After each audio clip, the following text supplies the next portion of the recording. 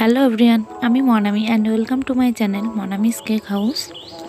তো আজ আমি আপনাদের সাথে একটা 6 পাউন্ডের বাটারস্কচ কেকের রেসিপি শেয়ার করব এবং ফুল ডেকোরেশন শেয়ার করব আপনাদের সাথে। তো আশা করব আপনারা ভিডিওটি স্কিপ না করে পুরো ভিডিওটিতেই আমার সাথে থাকবেন। তো আমি প্রথমে এখানে নিয়ে নিচ্ছি 8টা ডিম।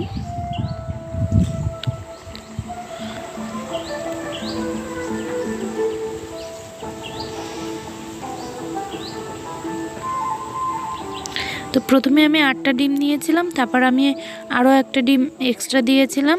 তো টোটাল ডিম আমার 9টা। এবং চিনি আমি নিয়ে নিচ্ছি 1.5 কাপ।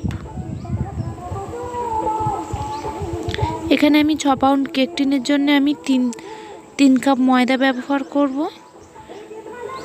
এবং হাফ কাপ করে 3বার আমি নিয়ে নিচ্ছি চিনি।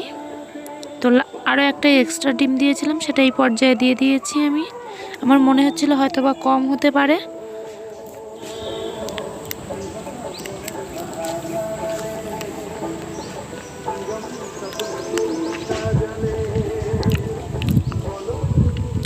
তো আমি এখানে বাটারস্কচের এসেন্স দিয়ে দিচ্ছি।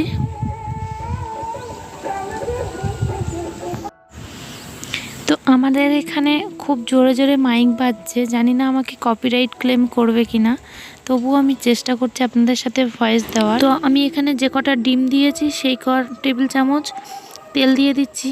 এটা আমি প্রত্যেক ভিডিওতেই বলি। তো বলে রাখি, ভিডিওটি ভালো লাগলে আপনারা অবশ্যই চ্যানেলটি সাবস্ক্রাইব করবেন এবং ভিডিওটিতে একটি লাইক দিয়ে যাবেন।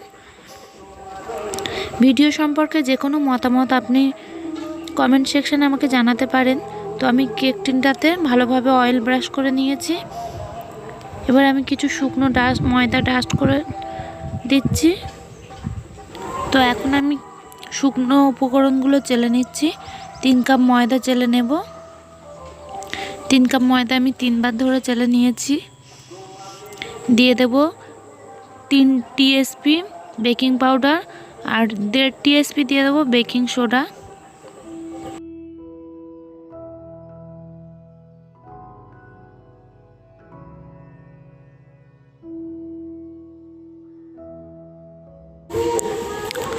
তো আমি পুরো উপকরণগুলো সমস্ত রেসিপিটা ডেসক্রিপশান বক্সে দিয়ে দেবো, আপনারা একটু চেক করে নেবেন ওখান থেকে। তো আমি এই পর্যায়ে দিয়ে দিচ্ছি 1 চামচ মতো ভিনিগার, দিয়ে আবারও আমি ভালোভাবে মিশিয়ে নিচ্ছি। এবার শুকনো উপকরণগুলো এক এক করে দেওয়ার পালা এবং আস্তে আস্তে মিশিয়ে নেওয়ার পালা। তো যেহেতু অনেকটা ছিল আমার ডিমের ফোমটা, তো সেই জন্য আমি মেশিনের সাহায্যে এটা বিট করে নিচ্ছি, তাহলে তাড়াতাড়ি হবে। তো হয়ে গেলে এটা আমি 180 ডিগ্রি ওভেনে প্রায় 50 মিনিটের জন্য বেক করব। বড় কেক হতে সময় লাগে এবং এই কেকগুলোর ওপরটা একটু শক্ত হয়ে যাবে।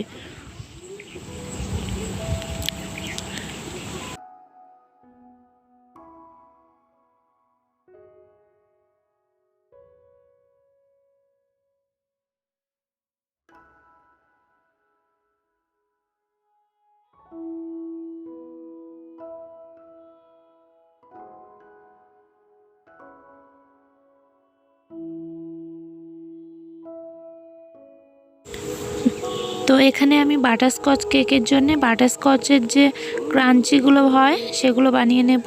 তো প্রথমে একটা থালায় আমি একটু বাটার লাগিয়ে নিয়েছি। এর উপর আমি ঢেলে দিচ্ছি চিনির ক্যারামেল। এটা শুধুই চিনির ক্যারামেল। তো এতে আমি একটুখানি শুধু বাটার মিশিয়ে দিয়েছি। এটাকে আমি ফ্রিজে রেখে দিয়েছিলাম 5 মিনিটের জন্য, তারপর আমি গুঁড়ো করে নিচ্ছি। তো আপনারা যেটা করবেন, যখনই এই গুঁড়োটা কেকের গায়ে লাগাবেন ঠিক তখনই এটা গুঁড়ো করে নেবেন। তো গুঁড়ো করে আগে রেখে দিলে আস্তে আস্তে নরম হয়ে যাবে, তখন ভালোভাবে লাগাতে পারবেন না। চিনিটাকে খুব হালকা আঁচে মেল্ট হতে দেবেন, কোনোভাবে কোনো কিছু দিয়ে নাড়া দেবেন না।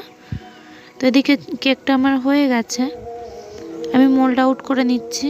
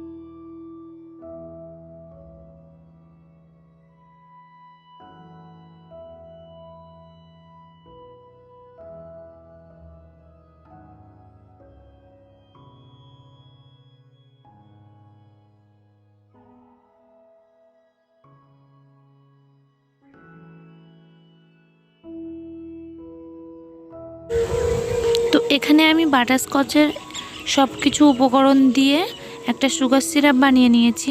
মানে যে বাটারস্কচ সস তৈরি করেছি সেই বাটারস্কচ সস দিয়ে আমি একটা সুগার সিরাপ তৈরি করে নিয়েছি।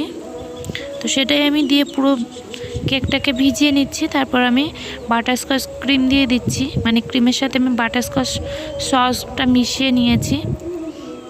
তো বাটারস্কচ সসের ভিডিওটা আমি এখানে দেখাইনি, আমার চ্যানেলে আছে, আপনারা দেখে নেবেন কোনো শর্টস ভিডিওতে।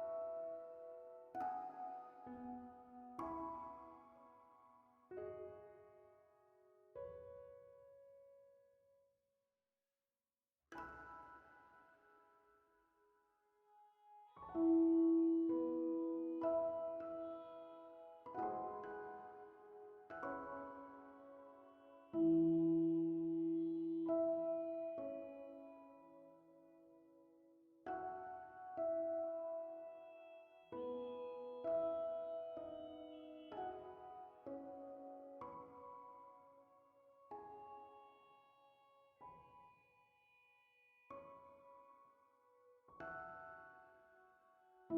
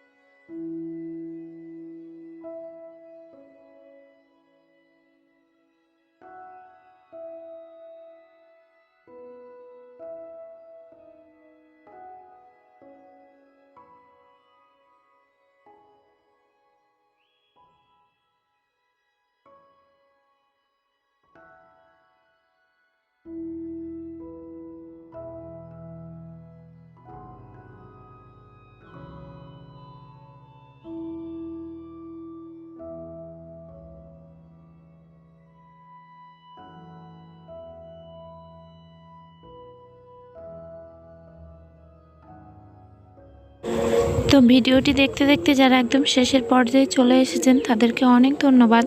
সবাই ভালো থাকবেন, সুস্থ থাকবেন, আর আমার চ্যানেলটি সাবস্ক্রাইব করে আমার পাশেই থাকবেন। সবাই আমাকে আশীর্বাদ করবেন যেন আমি অনেক বড় হতে পারি।